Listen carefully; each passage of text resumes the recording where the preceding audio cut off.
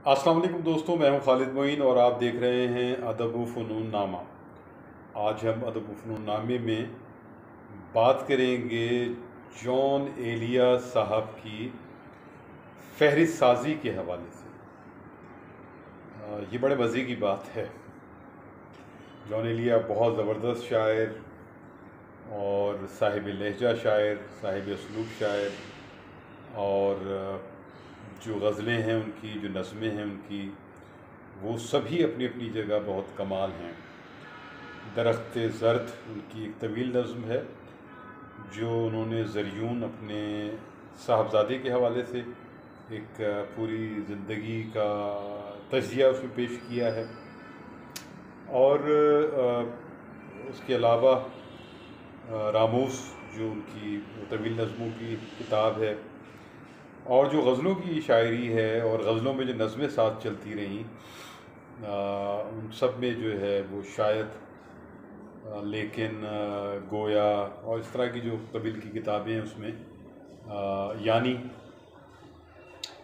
तो वो सब जो किताबें हैं उनमें जो गज़लें हैं साथ साथ, और बहुत सारी किताबों में साथ साथ नज़में भी हैं, दोनों ही कमाल हैं। लेकिन हम एक ख़ास जिक्र करने जा रहे हैं जॉन एलिया की। अगर आप कभी मिले हों उनसे या उनके बारे में उनके मिलने वालों से सुना हो, तो वो एक बहुत बैक वक्त आलिम, एक बड़े आलिम, एक बड़े शायर अहद हाजिर के, और साथ साथ उनकी शख्सियत में बड़े रंग थे।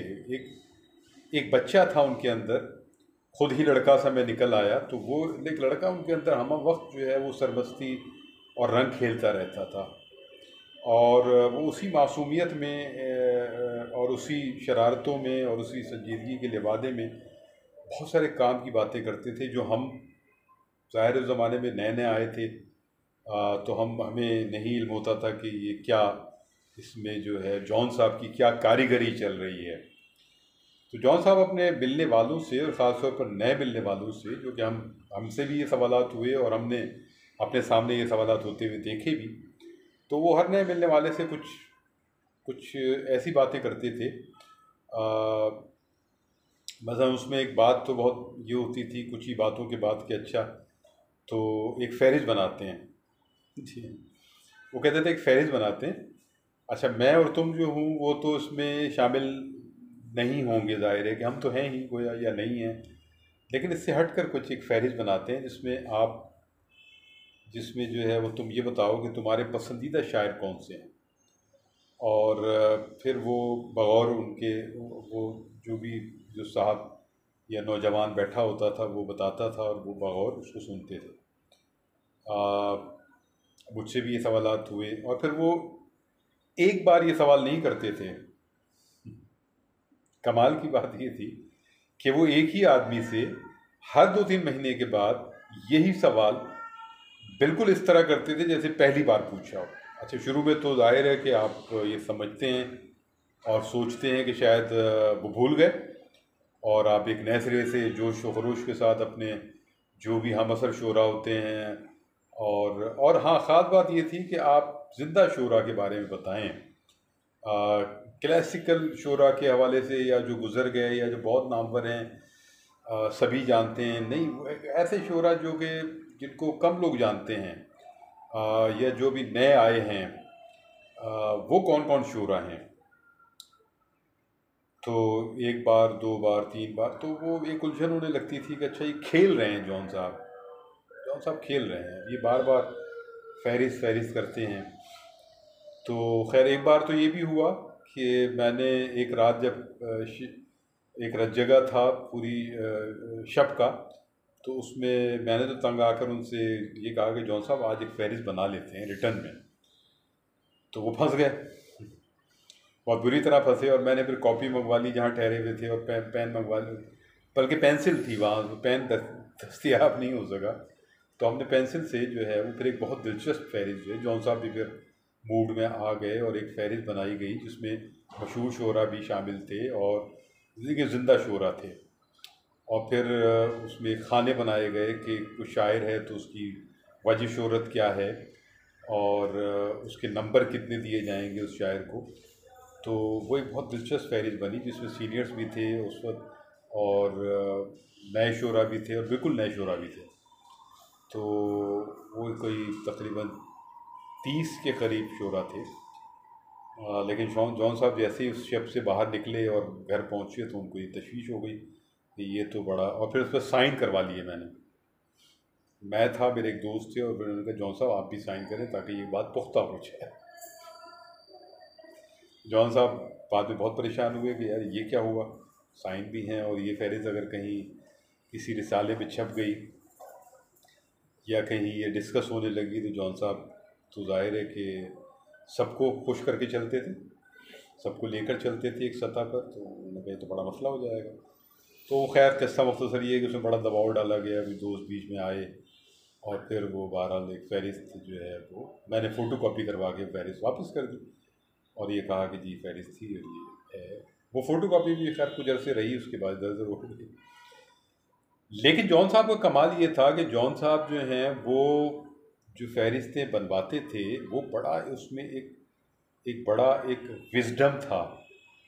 ये मैं अब समझता हूँ कि कुछ अरसे के बाद फिर मैं समझा, उनके गुजर जाने के बाद। वो विजडम ये था कि अच्छा ये एक नया आदमी आया है या ये खालिद मोइन है या ये कोई और शायर है, तो अब ये देखा जाए कि ये किन शोरा के साथ उठता बैठता है। ज़ाहिर है जिनके साथ उठता बैठता है ये तो अभी नया है, इसकी ज़ाहिर है कुछ ना कुछ सीनियर्स होंगे और ये उनके नाम लेगा। तो वो नाम हम भी लेते थे, ज़ाहिर है जो भी होता था अपने अरीब करीब के लोगों के नाम लेता था। तो वो ये चेक करते थे अच्छा वो कौन लोग हैं जो इस पर असरअंदाज हो रहे हैं, जिनका नाम ले रहा है ये। और यहाँ तक बात नहीं होती थी, फिर 2-3 महीने बाद जब वो पूछते थे दोबारा तो फिर वो ये जानना चाहते थे कि इसका अलक़ैबाब अभी वही है या तब्दील हो चुका है, या कि नए लोगों से मिल चुका है कि अब ये नए नाम लेगा। फिर उसमें ये भी वो देखते थे कि ये शहर तक महदूद है, अपने इलाके तक महदूद है, या कहीं बाहर निकला है, या जो है अपने शहर से बाहर भी कुछ लोगों को जानता है। तो अब वो पंजाब में कुछ लोगों को जानता है, सिंध के अंदर कुछ लोगों को जानता है, या कुछ अपने दायरे कार से बाहर भी कुछ लोगों को पसंद करता है। वो ये जानना चाहते थे और फिर वो एक सतह पर मातम भी करते होंगे कि यार ये तो एक साल में अगर मैंने 4 बार पूछा और ये वही जवाब दे रहा है रटा रटाया, तो इसका मतलब है कि ये तो वही का वही है, इसने कोई ऐसी ज़्यादा मूवमेंट नहीं की, ज़्यादा इसने समझ-बूझ का मुज़ाहरा नहीं किया। और ये शरीफ भी एक सतह पर कि उन्हीं लोगों के नाम मुस्तकिल ले रहा है और अब तक उसी अलक़ैबाब में मौजूद है। तो ये जॉन साहब की जो है वो एक विज़डम था उनका, और एक जो है उनकी एक दानिश थी और एक अय्यारी भी थी। तो वो इस तरह लोगों से बहुत ज़्यादा गुफ्तगू करते थे, पूछते थे। उनके घरों में जाने का शौक़ था दोस्तों के कि भाई जो भी नौजवान हैं उनके, मुझे आप घर ले चलो, मैं तुम्हारे घर जाऊंगा, वहाँ चटनी पिसवा के खाऊंगा, चावल खाऊंगा, ये करूंगा वो करूंगा। तो मतलब ये है कि अगर वो यूपी का है, वो सीपी का है, जहाँ का भी है, तो वहाँ के खाने खाऊंगा और मैं रहूँगा वहाँ, तो मज़े करेंगे, ये है वो है। तो वो ये भी करते थे, ज़ाहिर है बहुत सारे शौक़ थे जॉन साहब की। जॉन साहब एक बहुत मुतनव्वो दिलचस्पियों के आदमी थे और बहुत ज़बरदस्त, ज़ाहिर है जिस तरह के शायर थे वैसे ही वो शख्सियत भी थे। तो मैंने कहा कुछ ये फहरिस्त साजी जॉन साहब की जो है वो आप लोगों से डिस्कस की जाए, इस पर आप भी गौर कीजिएगा। ये बात बहुत विजडम की है, गहरी है। खालिद में उनको यहाँ इजाज़त दीजिए, अपना और अपने अहबाब का ख्याल रखिए। करोना एक ऐसी चीज़ है जो बहुत जानलेवा है और दुआ है कि दुनिया इस करोना के सफाकियों से जल्द अज जल्द निकले। आप अपना और अपने अहबाब का बहुत ख्याल रखें और अदब व फ़नून आमा ज़िंदाबाद, पाकिस्तान पाइंदाबाद। खुदा हाफिज़ व नासिर।